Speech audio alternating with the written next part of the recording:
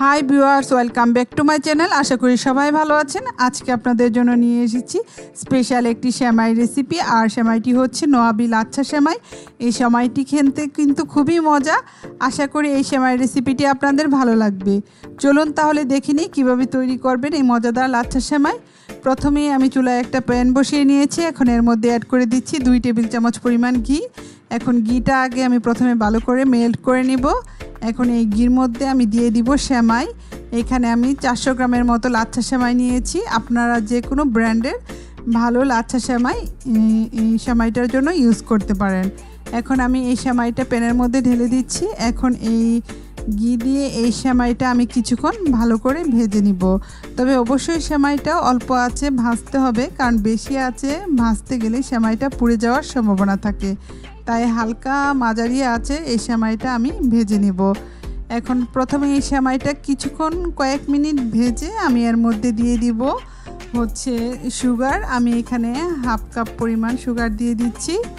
আপনারা আপনাদের স্বাদ মতো চিনিটা ইউজ করতে পারেন। এখন এর সাথে দিয়ে দিচ্ছি পাউডার মিল্ক।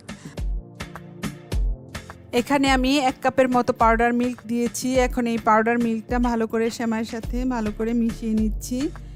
এখন সব কিছু একসাথে ভালো করে মিক্স করে এটাকে আবারও অল্প আঁচে ভাজতে থাকবো।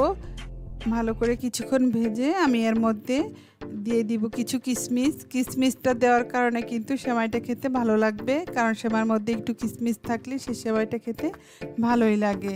এখন এর মধ্যে আমি কিছু কিশমিশ দিয়ে দিচ্ছি। এখন কিশমিশটা দিয়ে আমি এই সেমাইটা অল্প আঁচে প্রায় 10 মিনিটের মতো ভাজবো।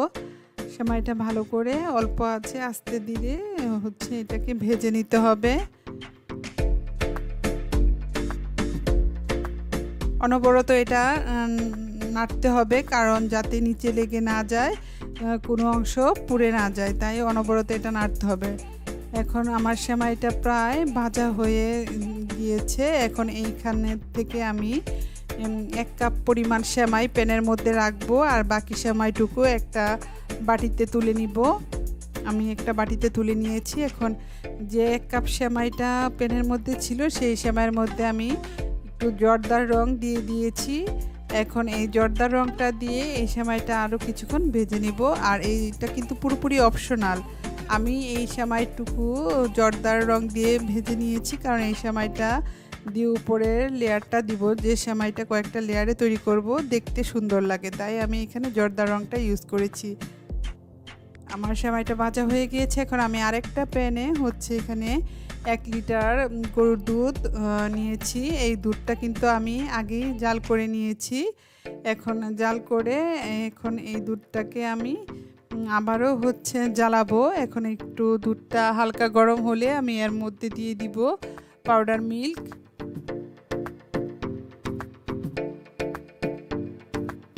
আমি এখানে হাফ কাপের মতন পাউডার মিল্ক দিয়েছি। এখন পাউডার মিল্কটা ভালো করে মিশিয়ে নিচ্ছি। আর এখানে আমি এখন দিয়ে দিচ্ছি চিনির পরিবর্তে কনডেন্স মিল্ক। এখানে আমি 1/4 পরিমাণ কনডেন্স মিল্ক দিয়েছি। আর এই কনডেন্স মিল্কের রেসিপি অলরেডি আমার চ্যানেলে দেওয়া আছে, ডেসক্রিপশন লিঙ্কেও দেওয়া থাকবে, এবং উপরে আই বাটনেও হচ্ছে ক্লিক করে আপনারা চাইলে এই কনডেন্স মিল্কটা রেসিপিটা দেখে নিতে পারেন।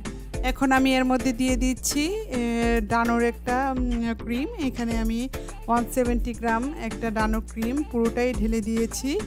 আপনারা যে কোনো সুপার শপেই এটা কিনতে পারবেন। এখন একটা হ্যান্ড হুইস্কের সাহায্যে আমি সব কিছু একসাথে ভালো করে মিক্স করে নিচ্ছি। এখন এর মধ্যে আমি 4 টেবিল চামচ পরিমাণ কর্নফ্লাওয়ার অ্যাড করে দিচ্ছি। এখন আপনারা চাইলে প্রথমেও কর্নফ্লাওয়ারটা অ্যাড করে নিতে পারেন। আর এখন সব কিছু দেওয়া হয়ে গেলে আমি আবারও হ্যান্ড হুইস্ক দিয়ে ভালো করে মিশিয়ে এটাকে জাল করে নিব। আর এটা যত জাল করবেন আস্তে আস্তে সেটা দুধটা অনেকটা ঘন হয়ে ক্রিমের মতো হয়ে যাবে।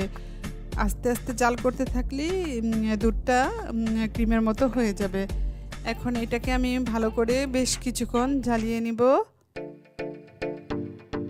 আমি এটাকে অনবরত নেড়ে চেড়ে হচ্ছে জাল দিব, যাতে নিচের দিকে লেগে না যায়। মাঝে মাঝে কনসিস্টেন্সিটা একটু চেক করে নিচ্ছি। আমার হচ্ছে প্রায় হয়ে আসছে। আমি এখন একটা স্প্যাচুলা দিয়ে সাইড দিয়ে যে লেগেছিল দুধগুলো সেগুলো একটু নামিয়ে নিলাম। এখন সব কিছু একটু নেড়ে চেড়ে জাল দিবে। আর এই দুধটা আরও একটু ঠান্ডা হলে তখন আরও একটু ঘন হয়ে আসবে, তাই হচ্ছে সেই বুঝে কনসিস্টেন্সিটা চেক করে এটাকে নামিয়ে নিতে হবে। আমার দুধটা হয়ে গিয়েছে ক্রিমটা, এখন এটাকে আমি নামিয়ে নিব। এখন একটা সার্ভিং ডিশ নিয়ে নিয়েছি যেটাতে আমি সেমাইটা সার্ভ করব। প্রথমেই আমি যে ভাজা সেমাইটা রেখেছিলাম সেই সেমাই থেকে কিছু সেমাই ডিশের মধ্যে ঢেলেছি এবং এটাকে ভালো করে সব দিকে এটা আমি স্প্রেড করে দিচ্ছি যাতে কোনো অংশই ফাঁকা না থাকে, পুরোটাই হচ্ছে ফিল আপ করে দিচ্ছি। এখন আমি এর উপরে দিয়ে দিব যে ক্রিমটা তৈরি করেছিলাম, দুধের যে পুরটা, সেটা আমি এখন এই সেমাইয়ের উপরে দিয়ে দিব। আর এই সেমাইটা আমি কয়েকটা লেয়ারে করব। এখন আমি ক্রিমটা ঢেলে দিচ্ছি।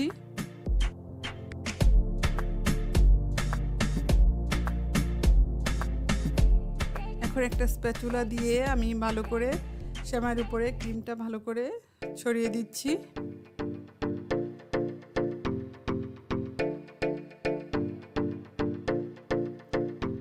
এখন আমি এর উপরে আবারও হচ্ছে কিছু সেমাই দিয়ে দিচ্ছি।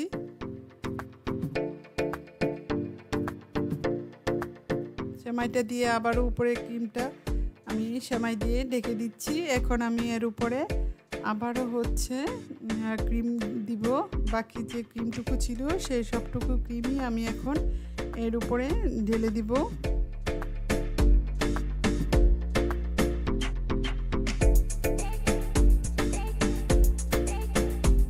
আমি সবটুকু ক্রিম ঢেলে দিয়েছি। এখন আমি এর উপরে যে জর্দার রং দিয়ে যে সেমাইটা ভেজে রেখেছিলাম সেই সেমাইটুকু আমি সবার উপরে দিয়ে দিচ্ছি এখন, এবং সেমাইটা চারদিকে ছড়িয়ে হচ্ছে যে ক্রিমটা আছে সেই ক্রিমটা আমি ঢেকে দিচ্ছি।